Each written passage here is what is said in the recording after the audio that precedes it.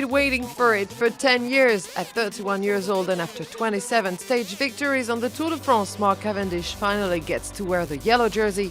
His success in Utah Beach makes the Briton the man of the day on the D-Day beaches.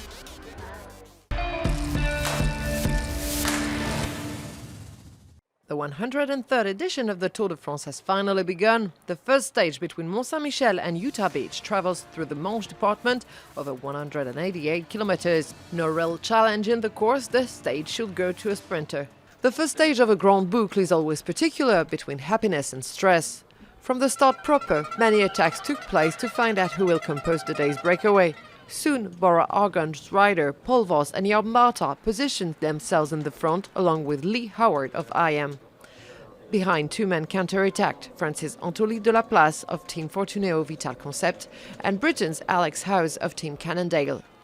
In the start of this course, the two Category 4 ascents to tackle were meant to determine the first polka dot jersey wearer of this Tour de France.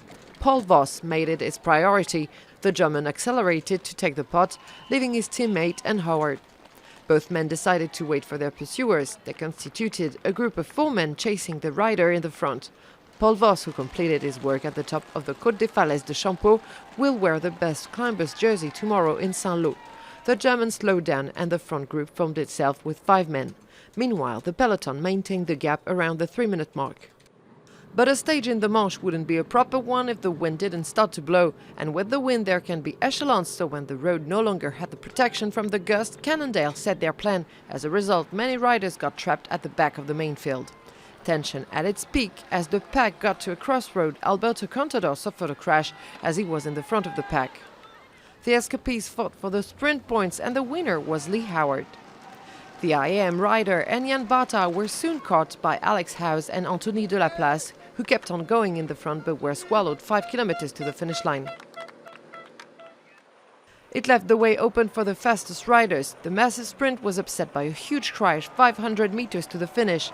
Nonetheless, it didn't prevent Mark Cavendish from taking a 27th stage win on the Tour de France, his first in his new colours of Dimension Data.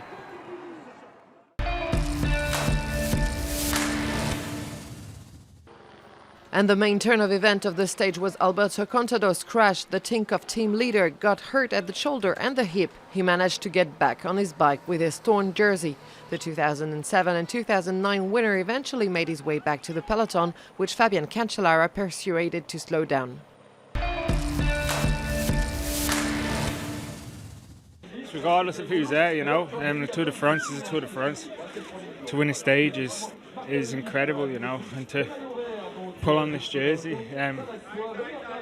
It's an honour I've never got to do before, and I'm a little bit emotional for it. It's going to be a special day tomorrow. And what better way to do it here at Utah Beach? Remembering not just the soldiers that died in D-Day, but all the people who've died, fighting for our freedom in the modern world. So it's quite fitting here, and it's an honour of them as well. So.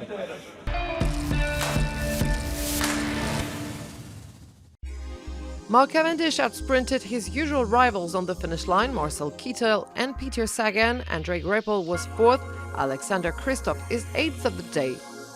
Thanks to the bonuses at the GC, Mark Cavendish stands 4 seconds ahead of Kittel, 6 ahead of Sagan. At 31 years old, the Manx missile gets to wear the yellow jersey for the first time.